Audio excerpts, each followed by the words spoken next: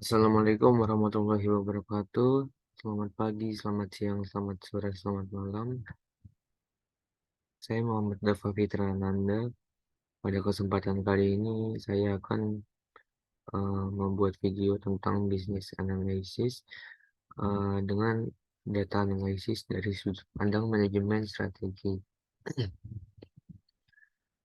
Nah, tujuan saya membuat video ini yaitu untuk menyelesaikan ujian akhir semester dari mata kuliah manajemen strategi. Dosen pengampu saya yaitu Mas Haris Adi Swantoro.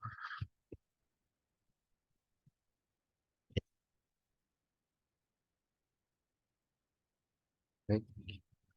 Nah, pertama di sini eh, pada video ini saya akan membahas tentang deskripsi tentang bisnis analisis dan bisnis dan data analisis. Lalu saya juga akan membahas dan mengulas atau memberitahu tentang job description dan job specification dari business analysis dan data analysis. Pertama, saya akan menjelaskan tentang business analysis. Business analysis adalah pekerjaan yang membantu bisnis dalam meningkatkan proses, layanan, produk, dan software melalui data analisis. Mereka menggunakan data untuk menghadirkan wawasan atau informasi bisnis sekaligus merekomendasikan perubahan dalam bisnis itu. Apabila perusahaan berusaha meningkatkan efisiensi dan mengurangi biaya, bisnis analisis akan menjadi salah satu orang yang penting di baliknya. Role ini berperan sebagai penengah atau jembatan antara IT dan bisnis untuk meningkatkan efisiensi mulai dari proses kerja, produk, layanan, hingga software atau tools yang dipakai. Lalu yang kedua ada job description dari business analysis, yaitu yang pertama menganalisis model data untuk memberikan kesimpulan logis. Lalu yang kedua menciptakan proses atau sistem yang diperlukan dalam mengimplementasikan perubahan. Yang ketiga berinteraksi dengan manajemen tingkat senior tentang implementasi perubahan yang akan dilakukan. Yang keempat, menyusun tabel, bagan, grafik, dan elemen visualisasi data lainnya. Di mana tabel, bagan, grafik itu sebagai infografik ya. Jadi kita bisa dapat data, kita bisa menerima informasi dalam bentuk grafis. Atau mungkin yang lebih dipermudah lagi. Yang kelima itu merencanakan struktur bisnis perusahaan.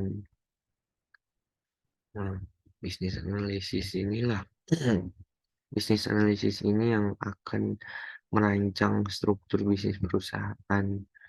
Lalu yang keenam memperkirakan, menganggarkan, dan melakukan variance analysis sekaligus analisis keuangan.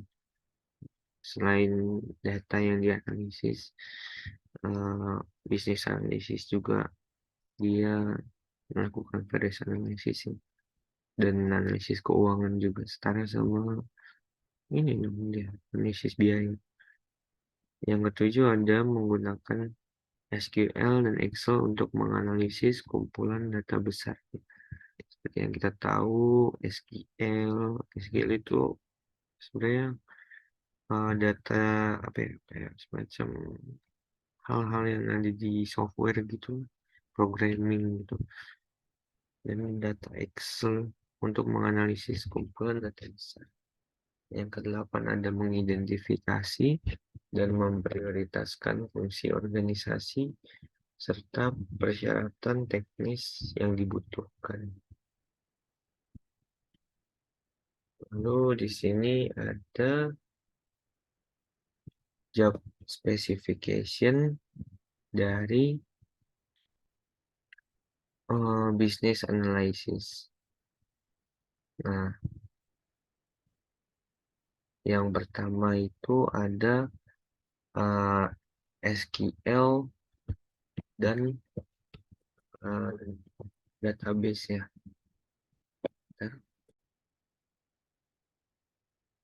Jadi yang pertama ada SQL dan database, di mana bisnis analisis ini uh, harus bisa atau memahami SQL dan database.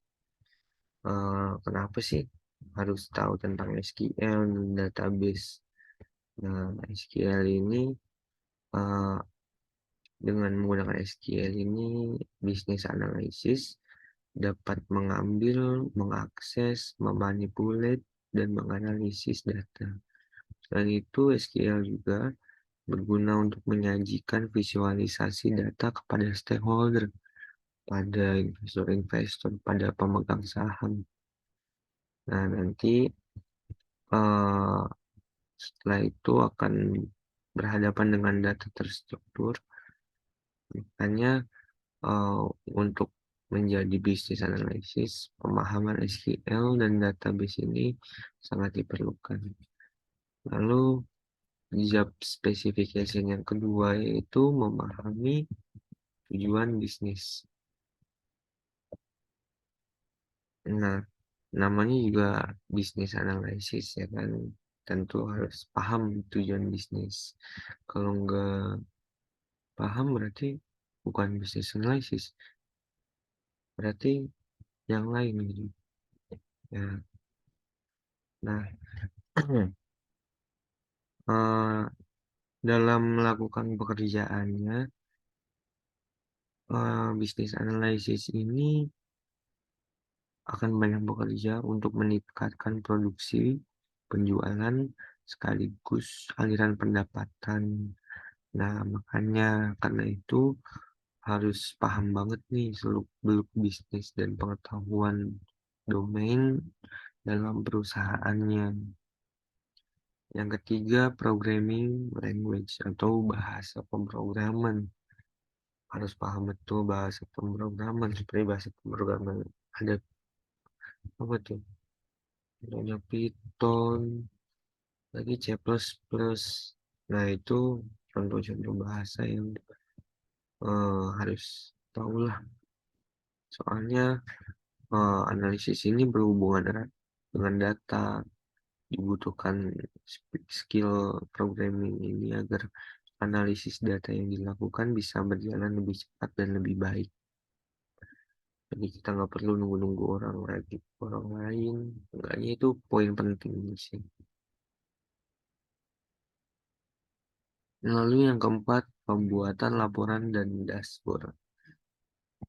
Nah, seorang bisnis analisis ini harus membuat laporan dan dashboard berkaitan dengan data yang sedang dikerjakannya.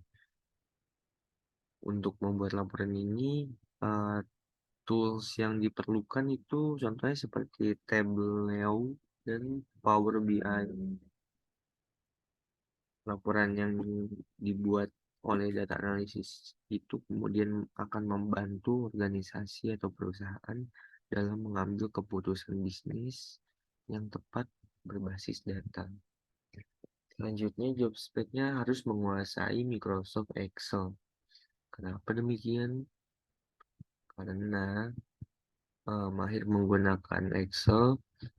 eh, Excel sendiri itu adalah tool analisis yang sering digunakan untuk melakukan perhitungan, menganalisis anggaran, dan mengungkap pola-pola bisnis. Yang keenam ada dokumentasi dan presentasi. Ya presentasi. Saya tadi bilangnya presentasi. Nah, setelah datanya selesai dianalisis, kemudian eh, tiba saatnya untuk mempresentasikan hasil dari kerja bisnis analisis. Nah, untuk melakukan presentasi ini sebelumnya harus membuat dokumentasi hasil proyek dulu secara ringkas dan jelas nih. baru bisa mempresentasikan dengan pede, dengan percaya diri di stakeholder atau klien.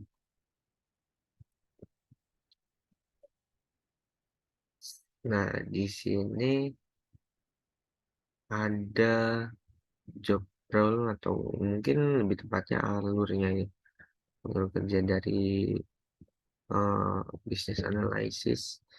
Yang pertama ini ada mengidentifikasi tujuan utama bisnis.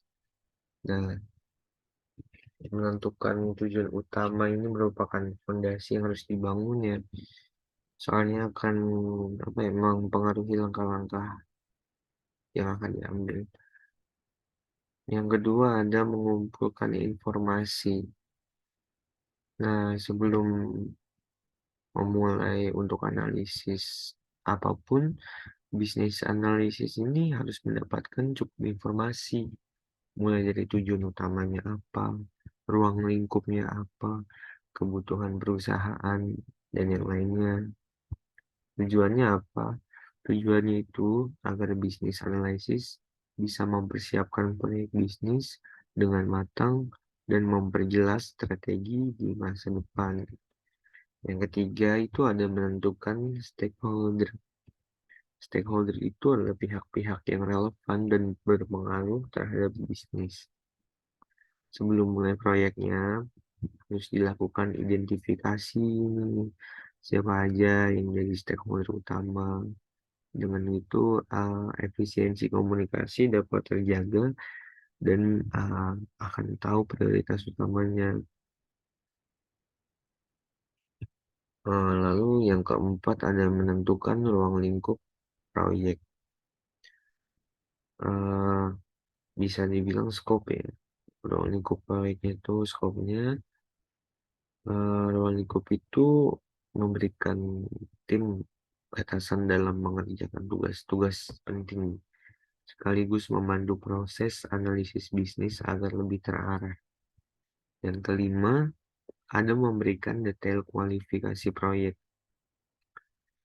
Nah, dalam mengembangkan proyek bisnis, pasti ada kualifikasi yang harus tercapai dan dijalankan tim development. Ini adalah tugas bisnis analisis untuk mencari tahu apa saja yang dibutuhkan dan yang diinginkan dari proyek tersebut. Bisnis analisisnya juga itu dia bertanggung jawab atas analisis informasi. Nah, kemudian membuat list deliverables. Semakin detail persyaratan yang diberikan, semakin efektif bisnis yang akan dijalankan. Lalu yang keenam ada mengawasi technical application. Yang ketujuh ada membantu mengimplementasikan solusi. Tugas bisnis analis ini nggak cuma berhenti sampai di visualisasi data. Dia juga ngasih saran ke stakeholder tentang solusi-solusi yang harus diambil untuk tepatnya. Nah, terus mereka juga harus ngedengerin feedback-feedback dari tim pengembang dan development kalau ada syarat atau kualifikasi yang sekiranya nggak bisa diimplementasikan. Lalu yang kedelapan, mengawasi jalannya proyek. Selama proses pengembangan proyek berlangsung ini, bisnis analisis harus terus memantau dan memastikan timeline-nya proyek berjalan sesuai dengan waktu yang sudah ditentukan. Kita sampai di data analisis. Data analisis itu apa sih? Data analisis adalah seorang yang bertanggung jawab untuk melakukan analisis dan riset data dengan menggunakan tools tertentu di dunia bisnis. Data analisis melakukan riset untuk kepentingan marketing atau pengembangan produk, di mana mereka melihat aktivitas target pasar di internet. Bisa dari apa yang sering target pasar dicari di mesin pencarian dan di media sosial. Nah, job desk dari data analisis ini yang pertama mengekstrak data primer dan sekunder ke berbagai tools, mengembangkan dan memelihara database, Yang ketiga, melakukan analisis data berdasarkan tren yang dapat memberi pengaruh besar untuk proyek perusahaan maupun klien. Yang keempat, membuat laporan hasil analisis data. Yang kelima, mengumpulkan data yang berkualitas dalam tim.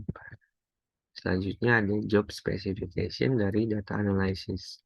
Yang pertama ini mampu mengoperasikan Microsoft Excel. Yang kedua, menguasai bahasa pemrograman. Yang ketiga, mengoperasikan SQL. Yang keempat, visualisasi data.